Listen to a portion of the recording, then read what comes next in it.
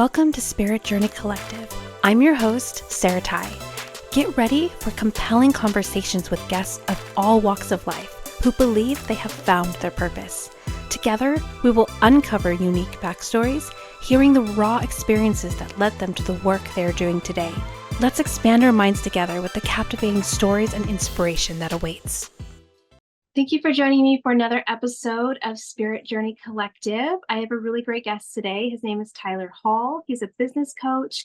He teaches marketing and mindset, branding, etc. I cannot wait to dive in. Thank you so much for being here today, Tyler.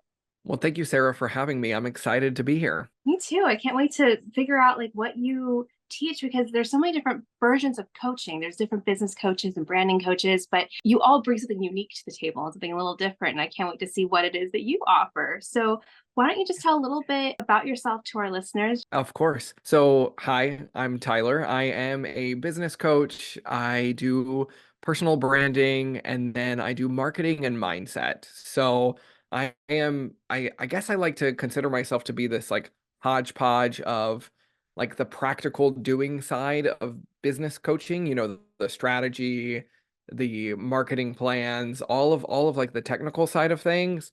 And then I think what I bring to the table that's a little bit different is I focus on the being side, the identity work, the mindset work, that inner journey that we go on when we step into the world of entrepreneurship.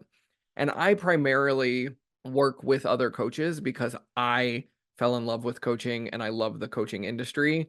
And so my specialty is helping other coaches really master their marketing, master their mindset, master their identity so they can go out and build really powerful, large personal brands and businesses and go out there and really change the world. So that is me in a nutshell. And obviously it's a lot more complicated than that, but I think that provides a good quick overview. That's so cool. So you're a coach for coaches. I am a coach for coaches. Yes. Sounds cliche sometimes when I say it out loud, but it really is where my passion lies. Yeah, well, we all have to find our niche, right? The thing that's meant for us. And I mean, the coaching industry, I would say at some point it could feel oversaturated for those that are joining in. And so they can feel like, well, where's my place in here? How can I find a successful business when everyone's becoming a coach? And I think that that's where you come in, where you help teach them that no, there's more than enough for everyone, and you will have your niche too. So I think it's important. I mean, even coaches, as you know, they're here to make a difference and change the world too. But sometimes they need that guidance from someone who has a specialty, and specifically in coaches. Because if you just go to a general business coach, not to say you can't get what you need from them, but because they're so spread out and generic, it might not be so curated for their needs. So you're kind of in a unique position. You already know what they're looking for because you are very much in that industry. Yep, absolutely. And I would even add to that coaching is a totally different space than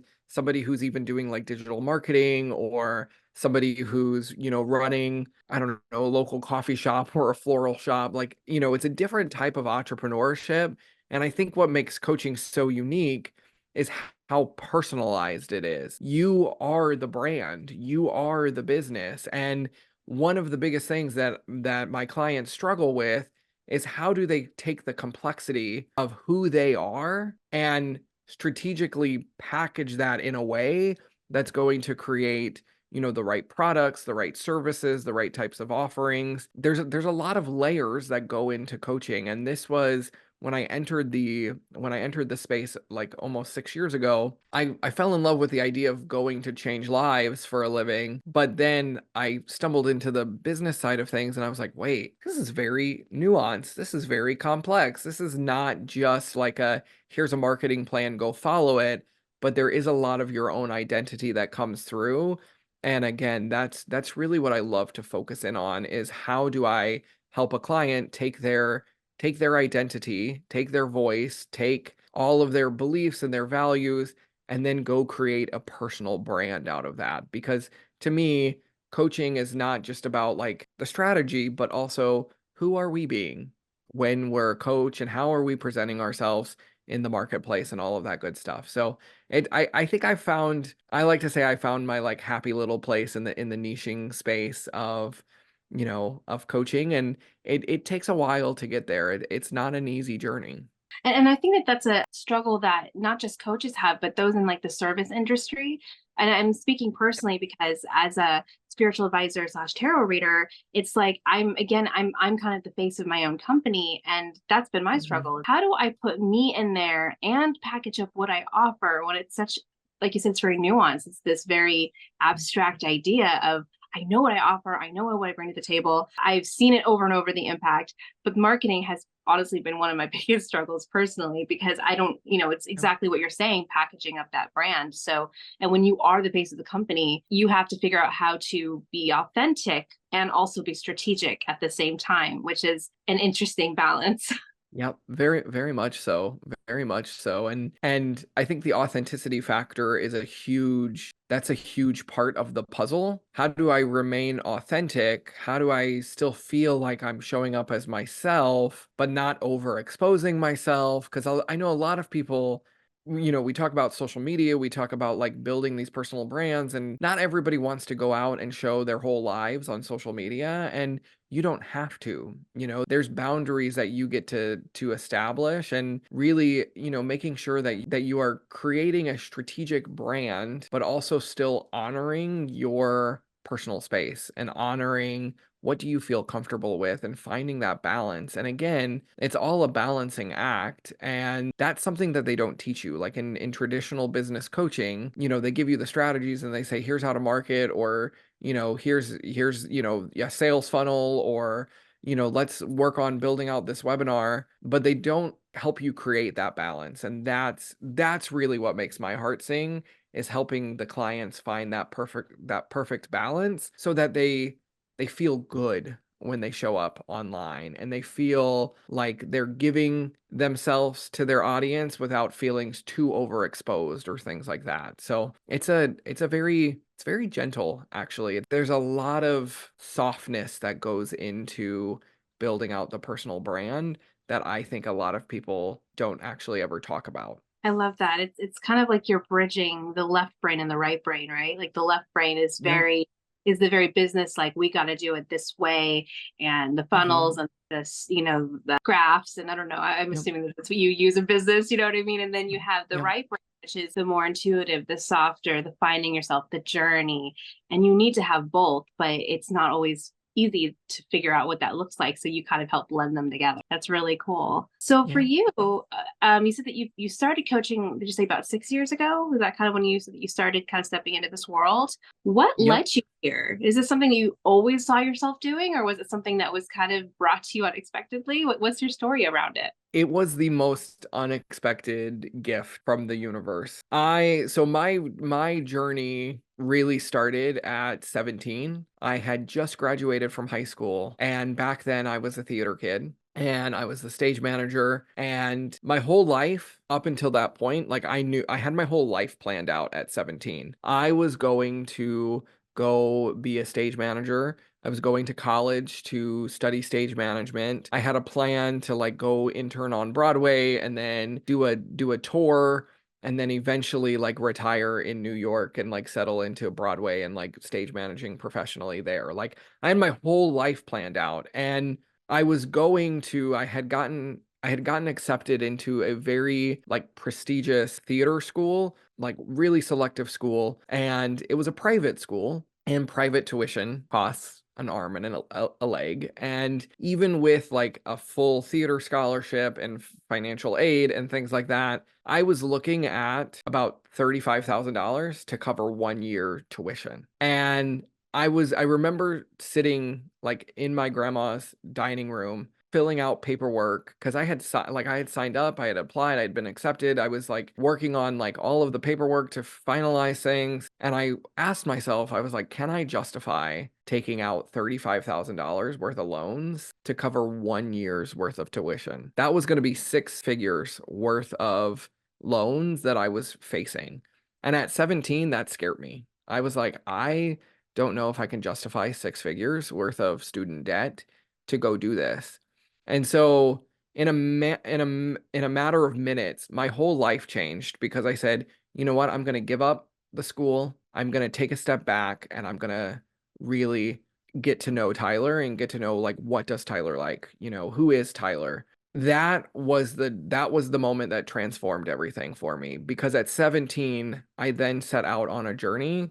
I set out on a journey to, number one, find the career that was going to make my heart sing, and then number two, I made a mission, I created like a mantra for myself. I told myself I was never going to settle.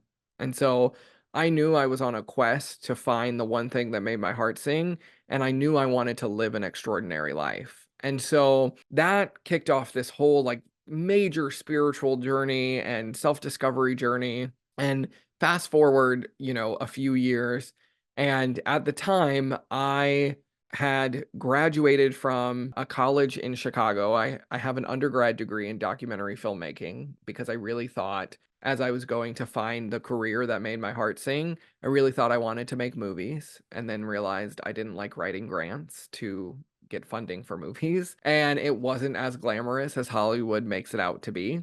So I ended up like having my undergrad degree in documentary filmmaking. I was living in Chicago. I had taken a full-time job as a videographer filming legal depositions, and it was the worst job ever. It was absolutely horrible. I would spend like 8 hours a day in boardrooms, like turning on and off a video camera for attorneys who felt like they were super privileged and all of these kind of things. And I just was like, I know there's more to life. I know there's a bigger purpose. And one day I was on a job, and the witness who was supposed to be getting deposed didn't show up. So the attorneys that had hired our company to come in and film said, okay, we're going to hold you for 2 hours because that's your billable rate. We bill a minimum of 2 hours. And so I got stuck in a boardroom with me and then the court reporter who was also there on the case. And it was this court reporter. I call her like my guardian angel or my gift sent from God. I don't know. But she was making a career change, and she was getting into health coaching. And we ended up spending 2 hours doing a very soulful deep dive on life. And we talked philosophy, and we talked about, happiness and all of these kind of things. And at the end of the conversation, she just goes, have you ever thought about becoming a coach? And I had not even heard of coaching. I come from I'm from Texas, okay? The only coach I had in my mind was a football coach. And when she said you should be a coach, I was like, "Oh, lady, no, I don't do any sports. I'm not athletic at all." But she introduced me to the world of coaching, and I introduced me to the program that she was going through. And the program was really cool because it was a dual certification in health and life coaching. And I just kind of fell in love with the life coaching side of things. And I knew within minutes that I had found the career that made my heart sing, and it brought me so much fulfillment. So I think there's a lot of like universal alignment happening there, just synchronicity, all of these types of things where you're just kind of in the right place at the right time. But I do believe it was divine intervention that got me into coaching, and I'm so grateful for it still to this day. That's one of the reason I love backstory so much, is because when you look back at the hindsight, you can really see the decisions you made. And at the time, they may have either felt like not the greatest decision or disappointed, or, wasn't what you were planning. And then you're at where you are now and you're like, oh my gosh, I had to make that decision to find this path to be where I'm at. Yep, And yep. I absolutely love that you did that at 17, that you started that self journey, because that's something that a lot of people don't start until they're like, maybe, I mean, I would say on the young end, like mid 20s. Usually that's something that people find them. I mean, I'm seeing this huge shift in like Gen Z, which I think is super cool, that Gen Z seems to be much more self-aware and much more like, oh, I need to figure out who I am before I can figure out what to do with my life. And I'm like, oh my God, why wasn't I taught that? I'm a millennial. Yep. And so we were still Yep. trying to follow the boomers footsteps, which was, all the old paradigm. You go to school, you do this, you do this, you do this. And so I love that you were so young, and yet you still understood this idea of, I need to figure out who I am, and I need to find myself and figure out my beliefs and figure out where I fit in. And even having this idea of, I want to look for a job that makes my heart sing. I mean, that's right there, a navigation system, right? That you kind of put in yourself. Like, I'll know when I find it. And until then, I'm going to, you know, float around and see what's out there. So I think that that's super cool that you were able to do that so young. As far as like going to school for filmography, it's so funny because we're kind of parallel with that. I went to LA Film School a couple of years ago thinking I wanted to be in the filming industry as well, and found out really quick. I ended up leaving because like after from 4 months, I was doing really well. It was just like I was looking at the cost, exactly what you're talking about. I mean, it just was like, is this worth it? Even with all of the financial aid and stuff, only 4 months, I still owe like 10 grand just from that 4 months, and that was like, I don't know if it's worth it. I don't want to be in debt more than, and so I thought, well, I'll self-teach myself. And then I did a job with a Reiki master. We ended up doing a trade where she's like, "Oh, I'll give you a free session if you help me do a video for my business." And I thought, "Oh, perfect! I got an in." I hated the whole thing. I hated carrying all the equipment. I mean, I liked the editing. That was the only thing I liked. But other than that, I was like, this is too much work. And then when I found tarot and my tarot business, it was like, and I do events and I do all the things that, I would probably do with the videography in a sense, but it's just like, I brought with me what I needed. I don't need to lug all this equipment, but it was the stepping stone to help me find, my gifts. So I thought it was kind of funny that we both were like, sort of on that parallel journey of nope. Like the backstory, you're right. I do agree with you 100%. The backstories like are so fascinating, and everybody should take some time to really look at their backstory and explore their trajectory in life, because I think it answers a lot of questions. When I look back, I started in community college because I had given up the university and I fell into community college just out of no choice. Like I had to do something. So I went to community college for a little while, and I did not take everybody's advice. Everybody was like, "Oh, go to community college, get your basics out of the way so you don't have to pay for those when you do get to university." No, I went to community college and I took all of the classes that interest me. I took a filmmaking class, I took creative writing, I took an advertising class, I took entrepreneurship. Like I went in psychology. I went in and I said, what am I interested in? Or what do I think I'm interested in? And I started to take all of these classes that I felt aligned to. And through that process, I started to realize, okay, who am I really? What do I really like? And it's so funny because I look at my backstory and, I ended up getting an undergrad degree in filmmaking. And now I do like content creation workshops with my clients where I'm going to teach them how to record videos on their phone and what kind of, equipment do they need, and how do they then go edit these videos and things like this. So nothing, I look back and I go, hindsight's 2020, but I look back and I go, everything aligned exactly how it needed to align to now get me to this space where I am doing personal branding and business and marketing and like content creation and all of these kind of things. Well, I picked up all of those skills because I went to film school, because I took the creative writing classes. It did it manifest how I initially thought it was going to? No, but it's now more beautiful than ever.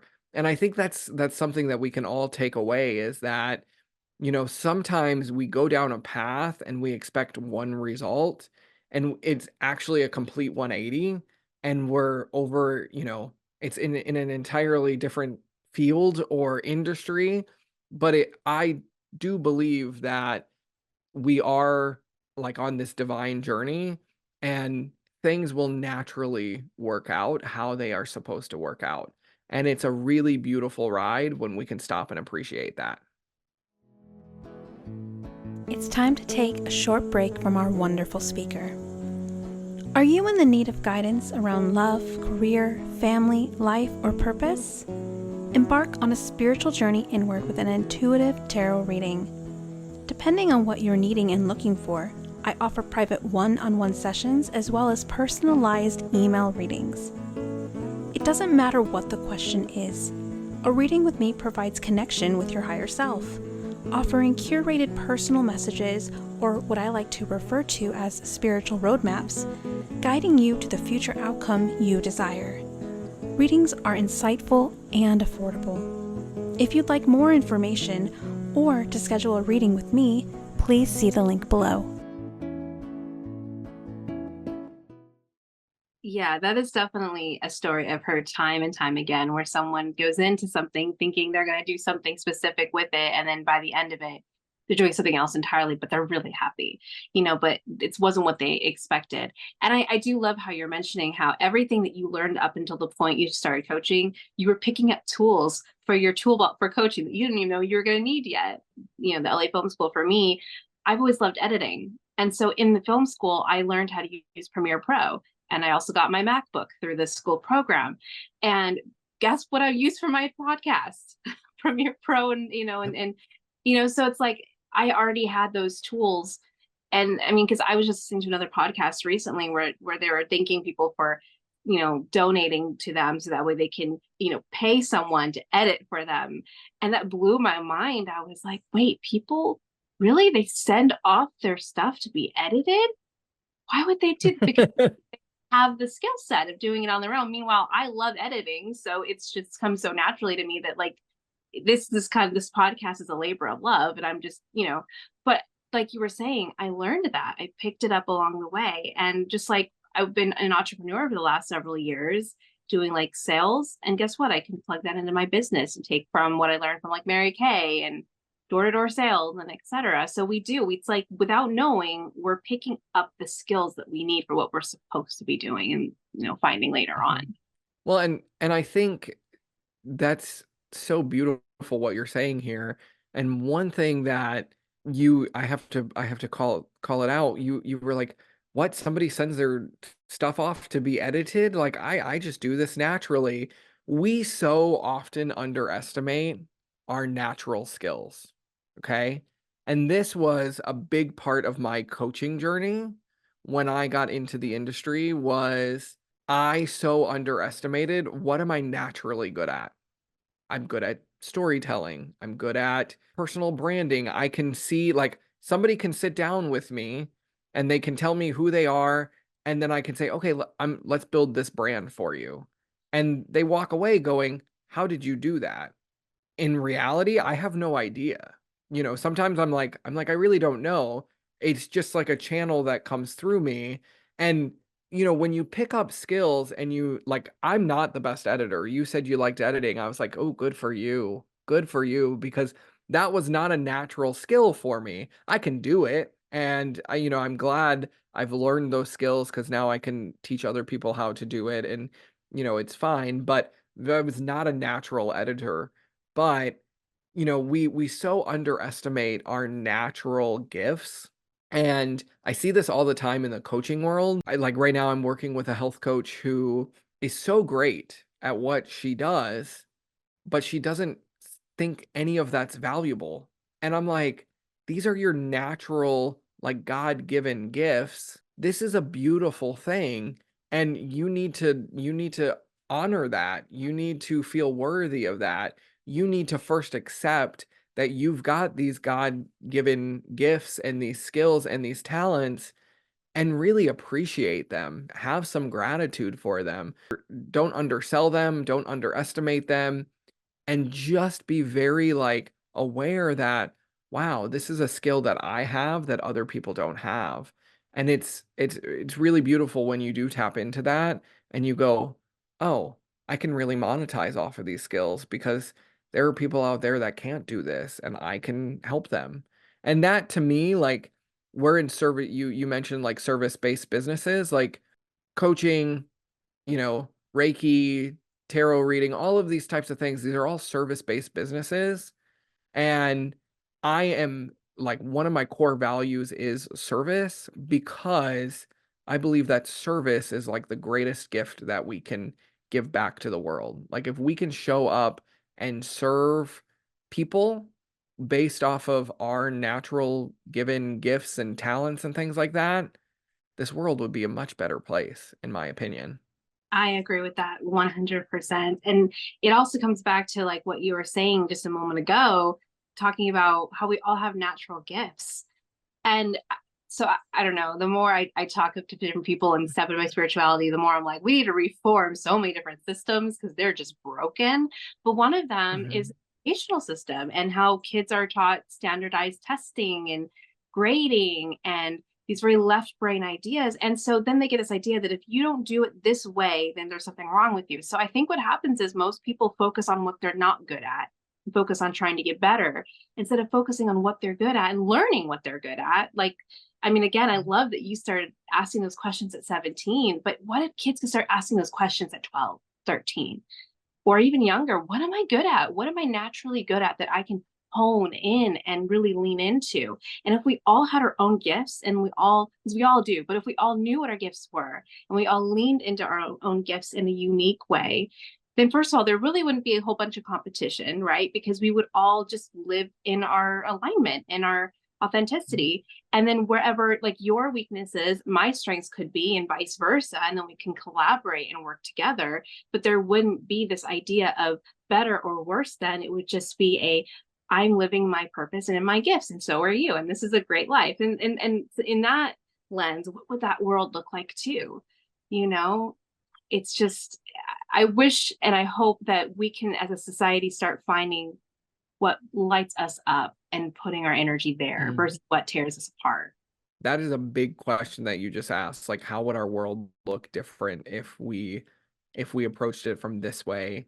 I have a very sweet spot, or like a very triggering spot with education, because again, you're right. As I've gone on my own spiritual journey and started to recognize the universal like collectiveness of community, and the fact that like we don't have to live in competition with each other. We can honor our gifts and celebrate your gifts, and have community and have this collective energy. And I think in schools they do the polar opposite. They breed competition, they breed perfectionism. Okay. So grading, that aim of like, you have to get a 100%. And I see this now in the work that I do with my clients. I had a great conversation with a client recently.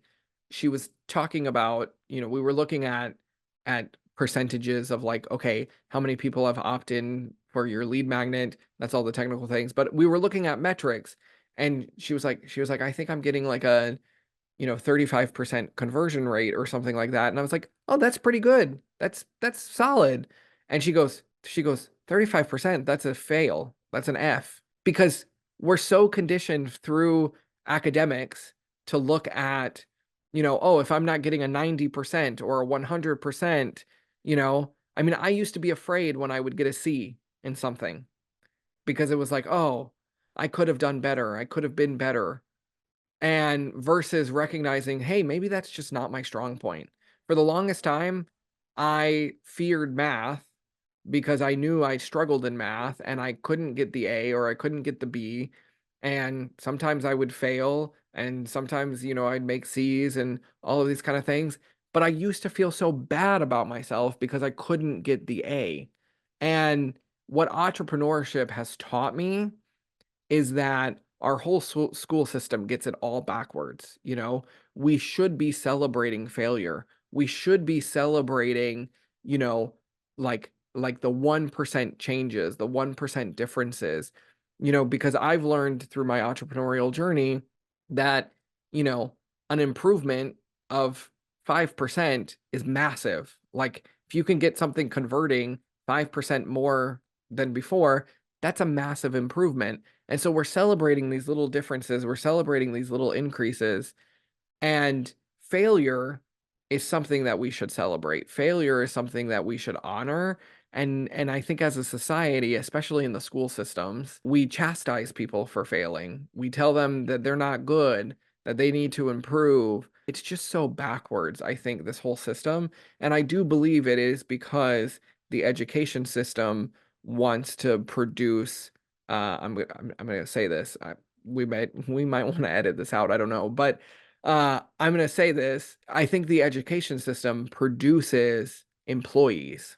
They don't, it's not set up to produce entrepreneurs. It's not set up to produce free thinkers, it's the education system is there to produce employees, people who just stick to the status quo. And one of the best things that happened to me was at 17 when I got unexpectedly thrown off of life's conveyor belt because I didn't keep on the conveyor belt. I didn't go to the college. I didn't, do the study abroad. I didn't take the internship. I didn't stay on that conveyor belt. I was thrusted off, and then I had to make that decision of, who is Tyler? What does Tyler actually want out of life? And it was the greatest gift looking back. In the moment, it sucked. In the moment, I was devastated. But now I celebrate that decision because it was the one decision that helped me find freedom, true freedom. Yeah, I will not be editing that out. Yep. You're absolutely right. In fact, I had a podcast guest a few weeks ago that was released a little bit ago, and I loved the conversation. She was still looking for her purpose, but she's 23 years old, and she's kind of on this path of entrepreneurship herself. But she was talking about how growing up, her parents were basically like, you get good grades, you do all these things, your life will be taken care of. And so she did all the things, and then she got to college and was realizing that it was, well, one, college is set up completely different than high school. So high school and like junior high and elementary school, they're taught to regurgitate. They're not, like you're saying, they're not taught to be free thinkers. Then she goes into college and they're asking, she's realizing she has to do this critical thinking and doing these skills that she was not taught, and realized that she was really struggling with it. But then she ended up in the workplace and instead found all of her strengths, and so was able to kind of shift like her focus from school to like, I want to follow this thing that feels good, that makes me feel good, that I know I'm good at.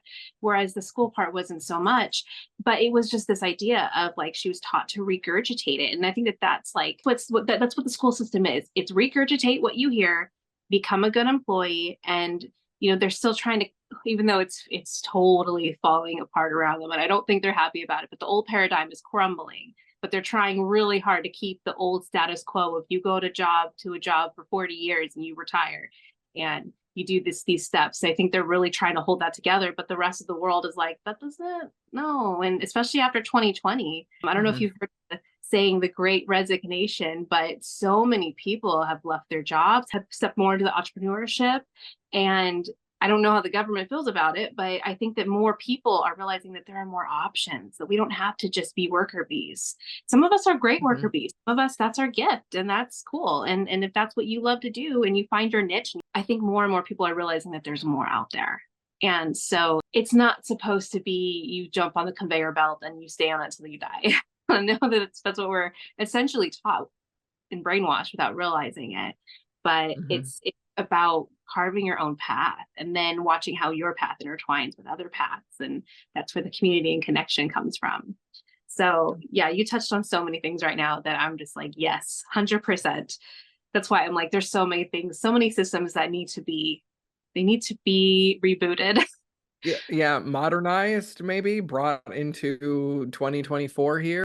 I really believe there is a larger spiritual awakening happening right now in the world where we're starting to look for deeper things. We're starting to look more for meaning, for purpose, for passion, things like that. And we're yearning for that because it's a big part of happiness. It's a big part of fulfillment. It's a big part of life. And I think I love that. Another topic that I'm super passionate about is like hustle culture. And hustle culture to me is one of the most disgusting things ever, because they tell you like, oh, you got to work 18 hours a day and sleep, 4 hours a night and do this 7 days a week, every single day of your life. And only then will you become successful. And I don't believe that.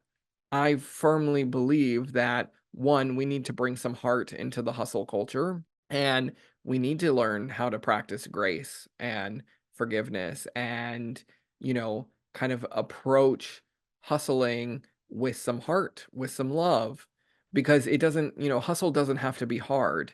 And I think, finding your flow, again, going inwards to kind of really start to answer those deeper questions. Who are you?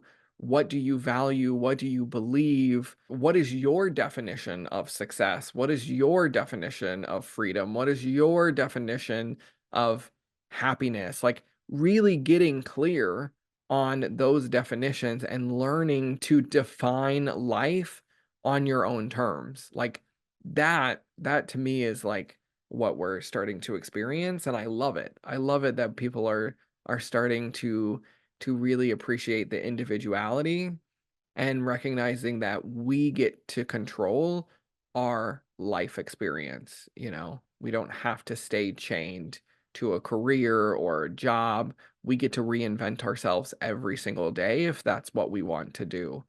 A lot of power in that. Yeah, there's a lot of power in that. And then also the hustle culture. I am 100% guilty of getting caught up in that. I'm trying to do better now because I didn't know better. I really thought, if you weren't doing the employee thing, which I found out pretty early, like I found out probably in the last 5 years that I am just not a good employee. I try, I do my best to be a good employee, but it doesn't work for me. When I work for myself, I find more confidence. I find my gifts. I find where I'm good at things. And I just thought, okay, so if I'm not doing the employee thing, then I'm the hustler. Like it's one or the other. And I'd rather be the hustler. And then not only that, but I'm also a single parent. So, I mean, I kind of have to hustle in order to make money, make ends meet.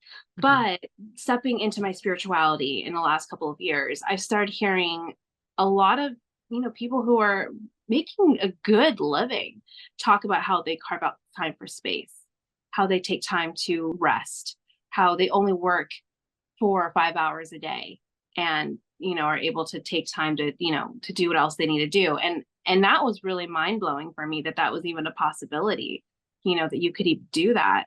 And then on top of that, are you familiar with human design? Oh yeah. Okay. So I'm a projector. Yeah. So Uh-huh. I'm supposed to be resting way more than I'm supposed to be hustling. So it's been a huge balance shift trying to, find that sweet spot of taking time to not overdo it. But, also I'm still kind of caught up in that hustle culture. So, but that's so true. I think that, for listeners who are caught up in that hustle culture, it does not have to be that way.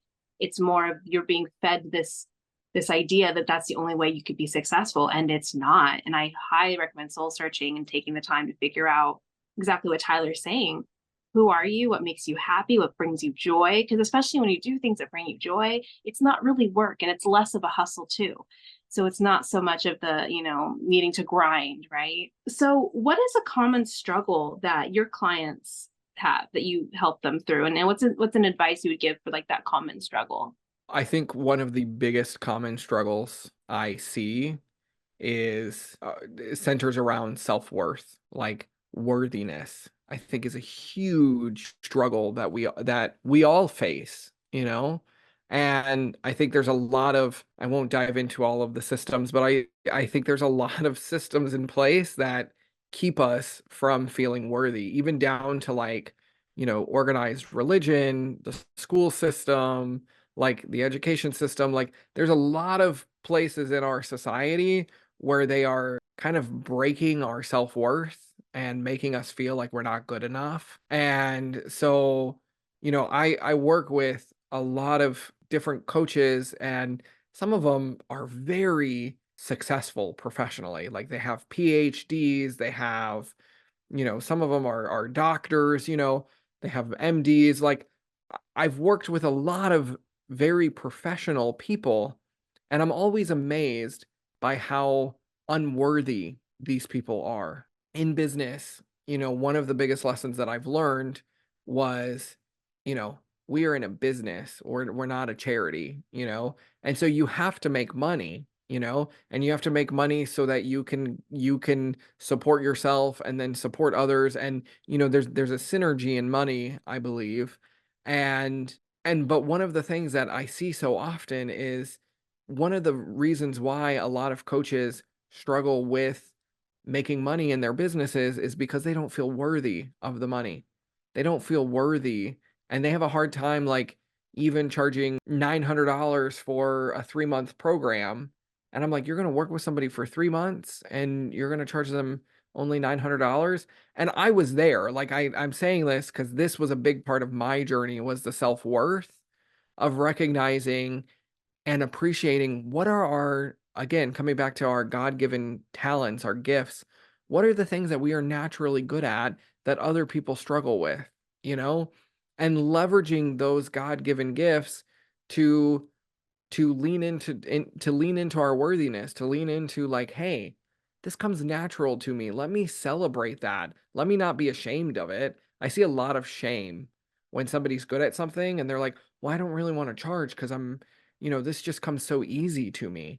And that, okay, my brain's gonna explode here. That is the problem here, is because our society is set up to make everything hard, hard, okay? Hustle culture, hard, climbing the corporate ladder, hard, hard. Like everything is set up to try to be hard. But then you come in, at least I've kind of come to this place in my spiritual journey where I've started to ask, what if it was easy? What if it was easy? What if we could manifest a life that was easy? And what does that look like to us? You know? And so when I stopped trying to fight and I stopped trying to make it hard on myself, and I said, okay, what do I do that comes really easily to me? And I created and I developed packages and programs and products around the things that I just find easy. So many things shifted. I think a big thing is we don't feel worthy of it being easy. We don't feel like we don't feel like we are worthy of things coming easily to us. And again, that's all brought on a lot by society. But when you step back and you kind of write your own story and you connect with yourself and you go and you ask yourself, how can I make this easy? Your whole world starts to shift, because then it's like, okay, I can really tap into my God-given gifts and my talents, and I can just do the things in harmony versus friction. And so that was a lot, but like, I think my bigger message there is like, ask yourself the question, how can I let this be easy? And then let it be easy. This does not have to be hard. I love that. You touched on so many different things right now, but yeah, self-worth. I see that a lot in my work as well. With the readings I give, self-worth, deservingness, shame, which they all kind of go hand in hand, because the shame is what causes us to not feel worthy and not deserving. And usually the shame is just coming from this idea of not being good enough, which comes from family, society, like all these different systems. And you're also not allowed to, if you celebrate yourself, I feel like this is shifting. I see more and more people stepping into their self-love and stepping into their power, which I love seeing. But like 10 years ago and 20 years ago, someone was like really proud of their work, we're taught and conditioned to downplay it, like, oh, it was okay, thank you, it's like you don't want to fully own, like, Mm, yes, I mhm, achieved, proud of myself, but you're so afraid to like step into that, like, yes, I did it, and I'm proud of myself and I feel great and I achieved this thing. In society they're like, no, you don't do that, don't be boastful, don't be, too mhm, full of yourself. And so it's like you're afraid of like really stepping into that part of yourself. And so I think that that's 100% a thing that most people struggle with, is, even going from hustle culture or 9 to 5 and realizing that there's another way to do it. Like you said, am I worthy of having it be easy? That's such a great, how can I make it easy? And, in spirit and spirituality and things like that, I hear, what is the saying? Take the path of least resistance. And that's mhm. suggesting is you find what works for you, what feels good to you, and that's where you put your energy. And yeah, when you kind of surrender to that, things do tend to happen, doors tend to open, but you have to first believe that you're worthy of that, which you are, every single one of us is. It's one of the things that I teach, is there is no one that's better or lesser than you. We're literally all equal. We are all deserving. We're all loved. So from here, I'd love to shift to what I like to call synchronicity story time. And I feel like you have already kind of shared some synchronistic type stories as we've, talked, but do you have anything else up your sleeve that either goes along with your business or just in general, some kind of a cool synchronistic experience that you can't explain. Do you have anything like that you could share? That's a good one. I mean, I've touched on a few things like the interaction with the court reporter and how that just felt so like, where did that come from? Like, there's a lot of synchronicity in most of life, And I think coming back to like in the moment, and I don't know if this is going to be any good, but I'm just going to say this. In the moment, I don't even think synchronicity exists in the moment, you know, because it doesn't, you can't find synchronicity until you look backwards to connect the dots, you know. And I look at, like, for example, I'm gonna share this story. When I first got into coaching, I was living in Chicago. Again, I was on that quest to find the thing that made my heart sing. I signed up for the coaching certification, got into the program, and I was like, wow, this is it. This is this is this is life changing. This is what I'm going to do forever and ever. And I love coaching. Like, I just knew it instantly. And then a few months into coaching, they did the certification, the company that I was getting certified with, they had a retreat. They had a live workshop in Austin, Texas. And so I remember flew from Chicago down to Austin, went to this conference room, and before going into the meeting, I just asked God. I said, "Give me a sign that I'm supposed to be here. Like, give me a sign that this is my life. This is what I'm supposed, like, destined to be doing." I walked in to the ballroom where they were hosting this event, and I looked up and I saw a chandelier that was made out of all these crystal butterflies. And the butterfly is my image. Okay. My logo is a butterfly. And I had created a butterfly logo before going to this event because I just like the idea of like the butterfly and that transformation that comes from the caterpillar to the butterfly. And I walked into this conference room and I looked up and there was a whole chandelier of crystal butterflies. And I went, that was my sign. That was my God moment. And I don't know if that's synchronicity or whatnot, but like it definitely was a spiritual moment to walk in and see the crystal butterflies. And I knew in that moment, like this was my path. I was never going to give up on coaching. And I remember leaving Austin, flying back to Chicago, and I called my parents and I said, "You need to come pick me up from Chicago." I said, "I want to move back to Texas. I want to go all in my coaching business." And so they came up, they picked me up, and this was December of 2018. Got home like a week before Christmas. I celebrated Christmas. And then in the like January, we celebrated New Year's. And 4 days into 2019, my dad takes off in the middle of the night. I don't know where he goes. He like just goes missing. And then 4 days later, he calls me and he confesses that he and my mom were both like struggling with a crystal meth addiction.